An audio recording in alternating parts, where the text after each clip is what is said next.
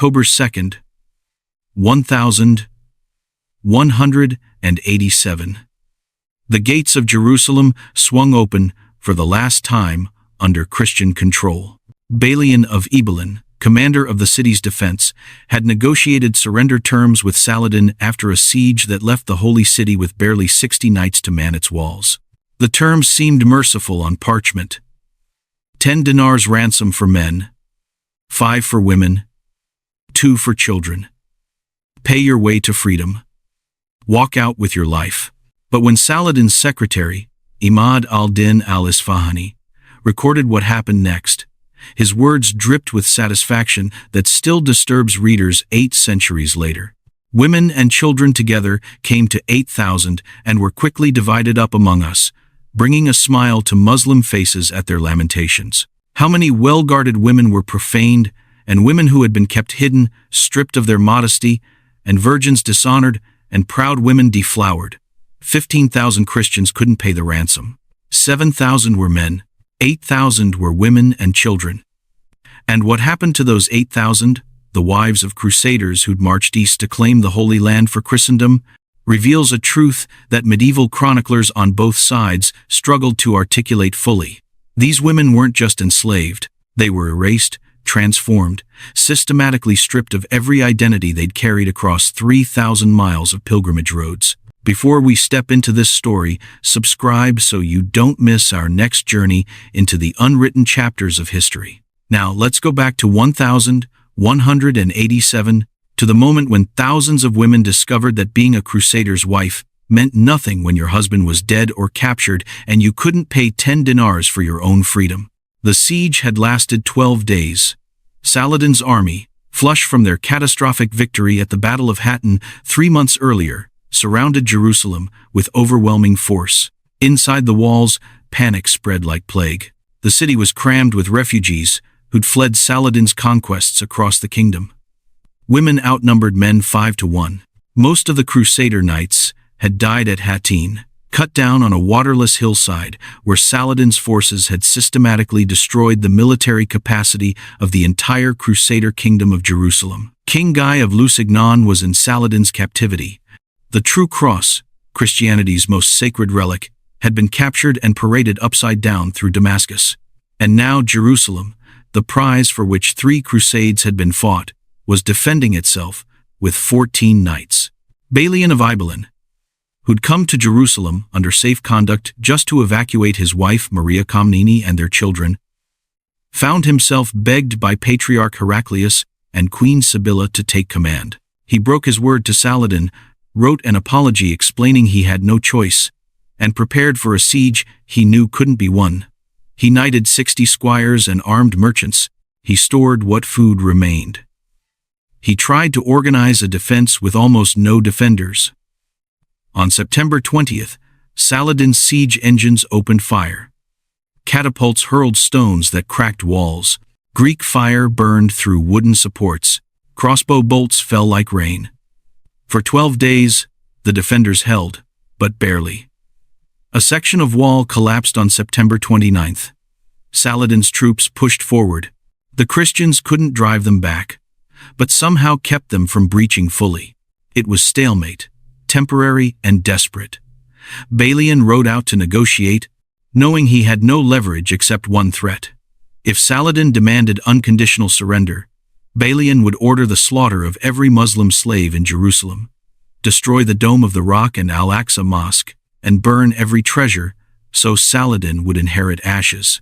Saladin, who wanted Jerusalem intact and its Muslim holy sites undamaged, agreed to terms. The ransom system was standard medieval warfare practice. If a besieged city negotiated surrender before being taken by storm, its people could buy their freedom. The wealthy would pay for themselves and often for some number of poor. The city treasury would be open to ransom as many as possible.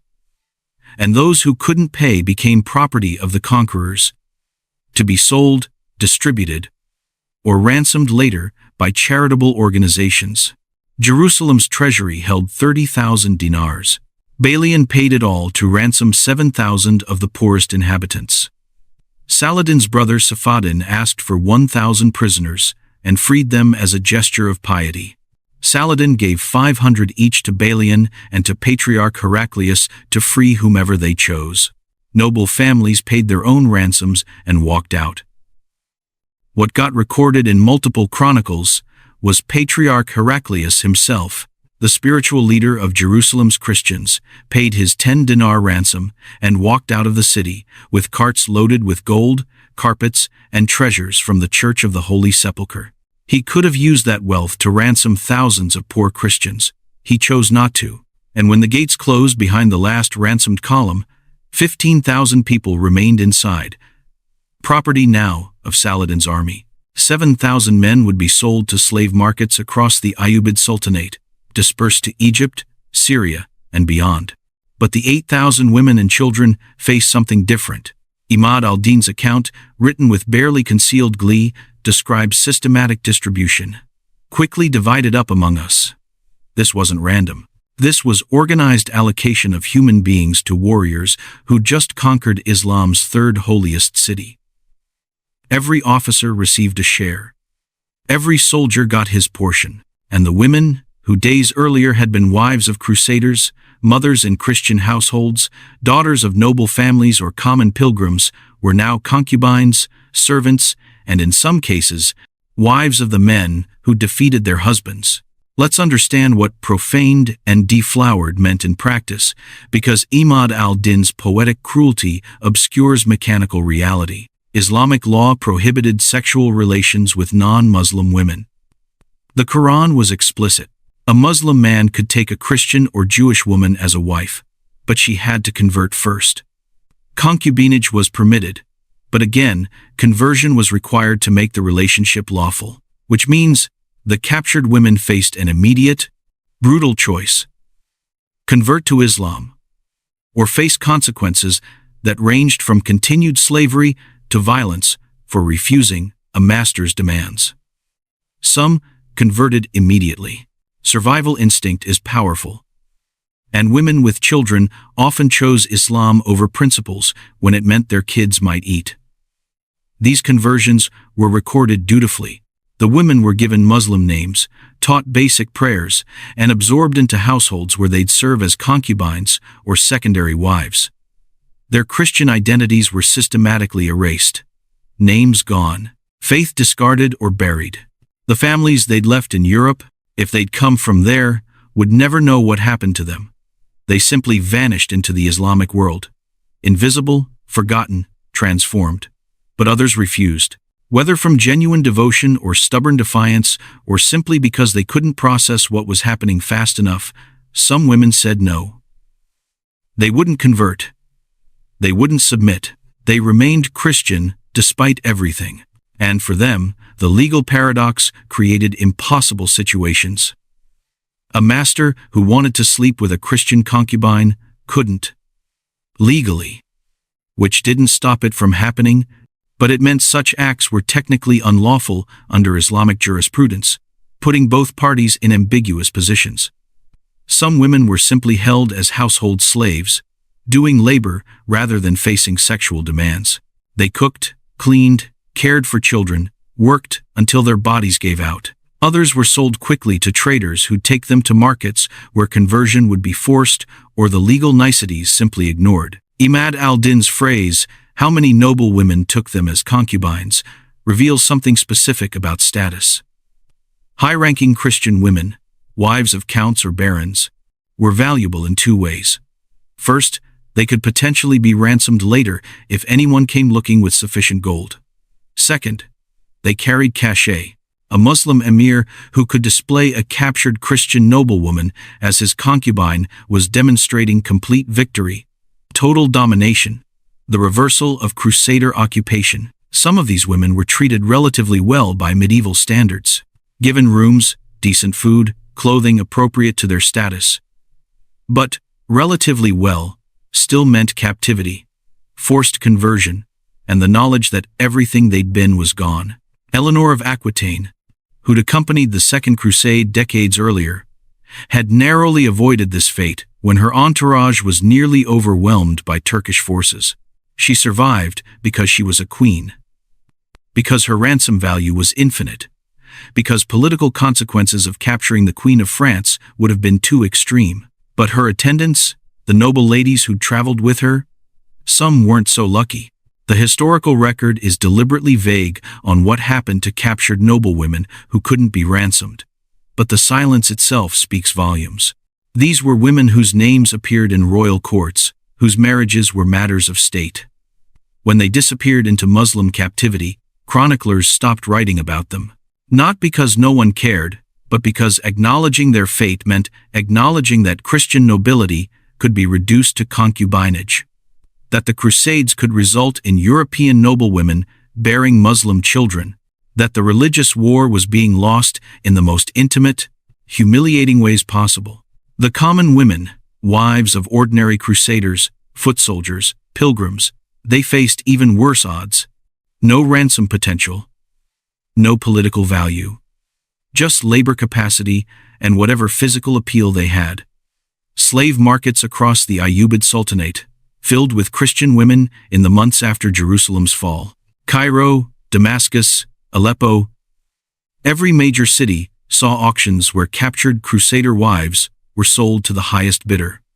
Prices varied based on age, health, and perceived attractiveness. Young women went for premium prices. Older women, especially those with children, were harder to sell. Some markets specialized. Wealthy households wanted educated women who could teach children or manage complex domestic operations. Others wanted field laborers who could work until they dropped. Some buyers wanted exactly what you'd expect, purchasing women specifically for sexual purposes. Law be damned. And the women had no agency in any of it. They were inventory, property assessed, categorized, and distributed according to market forces that valued them as objects. The psychological devastation is impossible to fully grasp.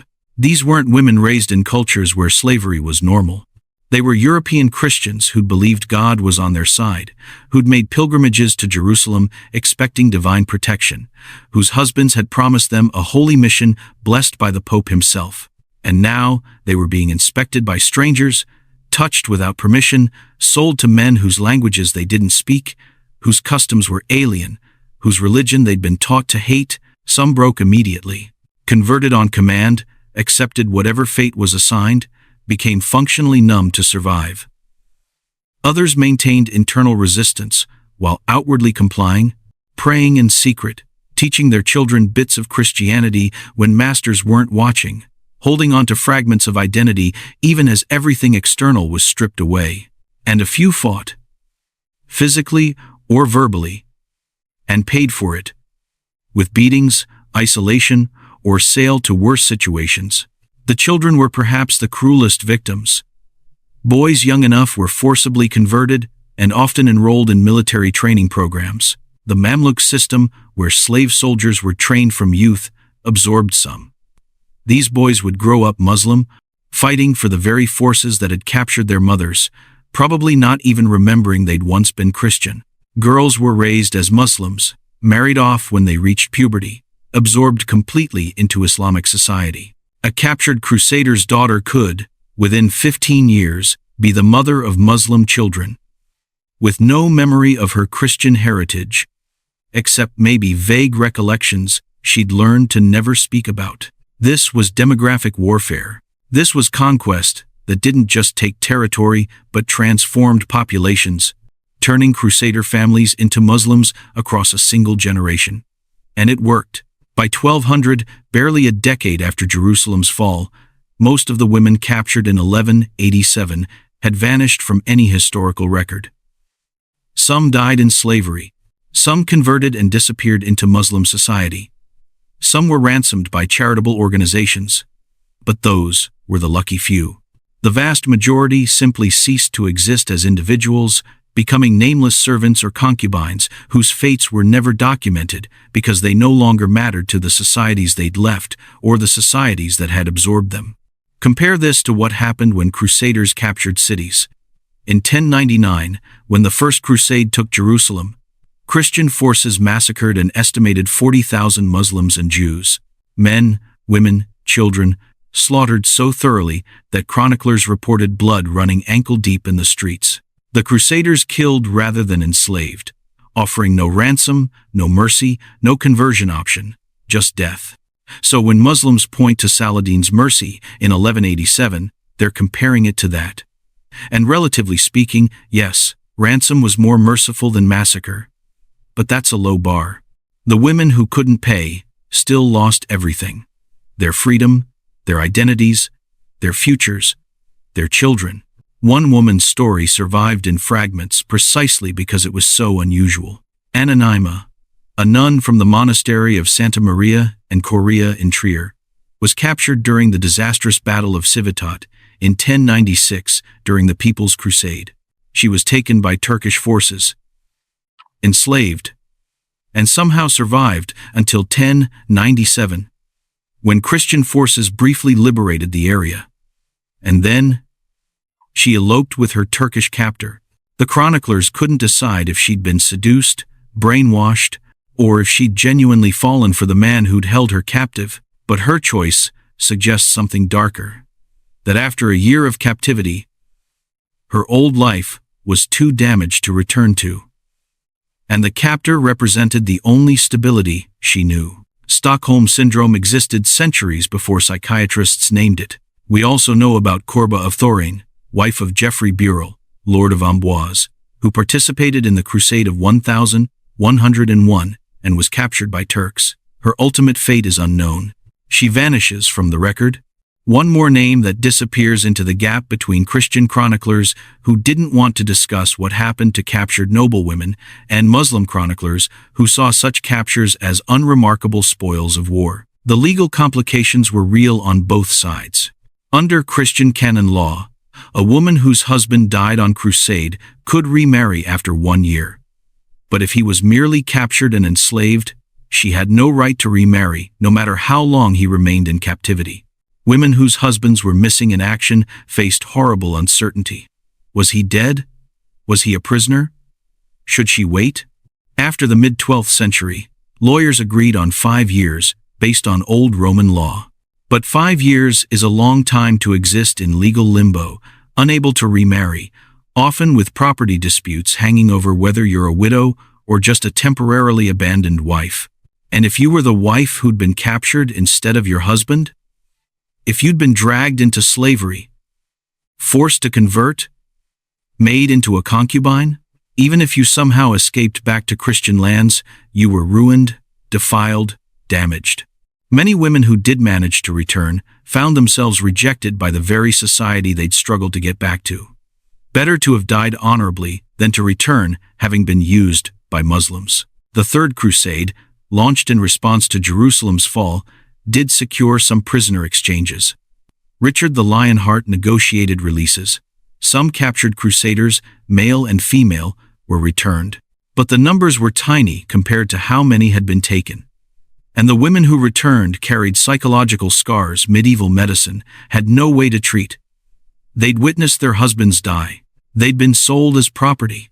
They'd been forced to choose between their faith and survival.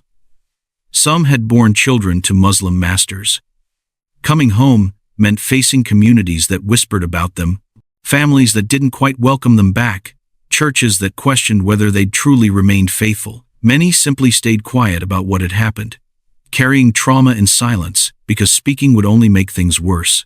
The economic dimension was brutal too. Crusading was expensive. Families mortgaged properties, sold lands, took loans to fund pilgrimages to the Holy Land. When husbands died or were captured, widows often returned home to find themselves in debt with no way to pay. Crusade widows across Europe faced financial ruin in addition to emotional devastation. And if you'd been captured and enslaved for years before escaping, you returned to find your property seized, your home occupied by someone who'd claimed it during your absence, your legal status uncertain because everyone assumed you were dead.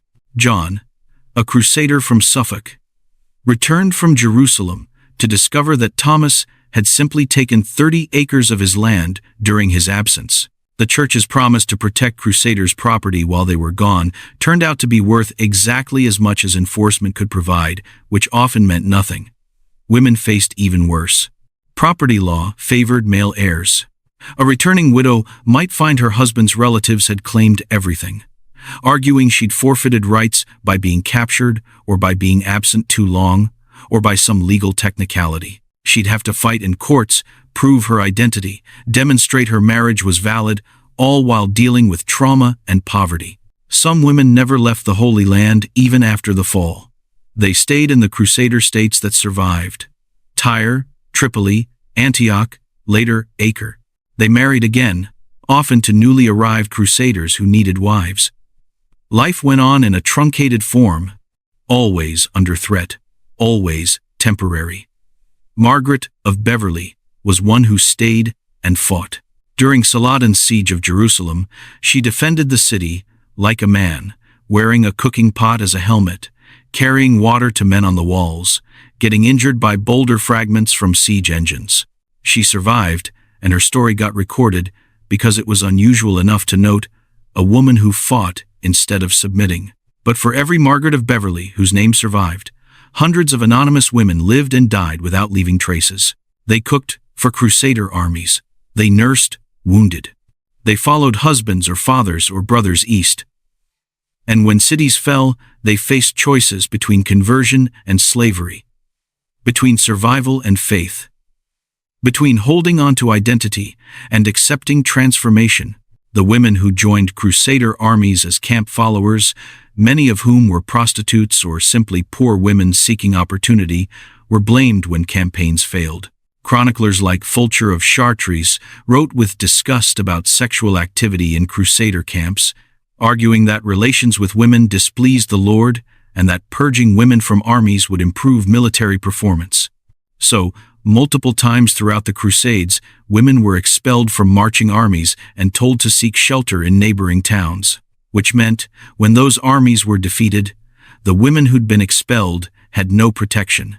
They were just civilians in war zones, easy targets for capture. 50,000 women reportedly died during the siege of Antioch in 1098, killed by disease, probably typhus or plague. That number is likely exaggerated. But even if it's 1/10 accurate, thousands of women died because they'd followed the Crusades east. Muslim women faced similar fates when Crusaders captured cities. The sack of Jerusalem in 1099 killed Muslim women alongside men. Later captures saw Muslim women enslaved, forced to convert to Christianity, taken as concubines or wives by Crusader knights. When a Turkish galley was captured during one naval battle, Christian women reportedly went aboard, seized Muslim prisoners by the hair, cut off their heads, and carried them back to shore as trophies. Violence wasn't one-sided. Cruelty was universal. But the difference was documentation. Christian chroniclers wrote about Muslim cruelty extensively because it served propaganda purposes, demonstrating why crusades were necessary. Muslim chroniclers wrote about Christian cruelty for the same reason, justifying jihad. But both sides were remarkably silent about their own treatment of captured women, covering it in euphemisms or simply not mentioning it. Imad al-Din's account is unusual, precisely because it's explicit. Most chroniclers would write, "The city was captured," and leave everything that followed to imagination. The systematic sexual violence that accompanied medieval warfare, Christian and Muslim, wasn't a secret. Everyone knew. Soldiers expected it. Women feared it. But official records buried it under language about spoils of war and just treatment of captives. The reality was that medieval warfare turned women into commodities. Their bodies were terrain being conquered, proof of victory, rewards for soldiers who'd fought. And whether that violence was technically legal under Islamic law or Christian canon law mattered far less than the fact that it happened constantly, predictably, without real accountability on either side. By 1291, when Acre fell and the last Crusader stronghold was lost, the era of the Crusader states ended. Christian presence in the Holy Land shrank to occasional merchants and pilgrims who paid for safe conduct. The women who'd been captured over 2 centuries of crusading warfare had long since died or disappeared into populations that had absorbed them. Some of their descendants might have carried Christian ancestry without knowing it. Genetic traces of Crusader wives who'd converted and raised Muslim children. The Crusades reshaped populations through violence and forced assimilation, creating families that crossed religious and ethnic lines through conquest rather than choice. And what happened to these women was largely forgotten because remembering was uncomfortable for everyone. Christians didn't want to acknowledge that Crusaders' wives could be defeated, captured, forced to convert. It undermined the entire narrative of holy war blessed by God. If God let Christian women be enslaved by Muslims, what did that say about divine favor? Muslims didn't dwell on it either, because despite Imad al-Din's glee, mainstream Islamic scholars were uncomfortable with the legal ambiguities of forced conversion and concubinage. Better to focus on military victories and righteous jihad than on what happened to captive women. So the women became invisible. Their suffering was real but unrecorded. Their conversions were forced but counted as genuine. Their children were raised Muslim but might never have learned their mothers were once Christian. History erased them systematically, leaving only occasional fragments in chronicle margins, brief mentions that they existed before vanishing. What really happened to captured Crusader wives was worse than slavery, because slavery at least acknowledged you existed. These women were transformed, erased, denied even the dignity of being remembered as themselves. They were renamed, remarried, made into Muslims whether they believed or not, and then forgotten as anything except what their captors made them. The Crusades weren't just military campaigns. They were demographic catastrophes, religious wars that destroyed families, cultural collisions that left thousands of people displaced, converted, or dead. And the women, always bore costs that male chroniclers couldn't or wouldn't document fully. They paid with their bodies when cities fell. They paid with their identities when forced to convert. They paid with their futures when enslaved. They paid with their children who grew up Muslim. They paid with their histories, becoming nameless entries in account books that recorded them as property distributed after Jerusalem's surrender. 8,000 women and children. Divided up. Profaned. Deflowered. Dishonoured. Converted. Absorbed. Forgotten. That's what really happened. And it was worse than slavery, because slaves are at least counted. These women were erased.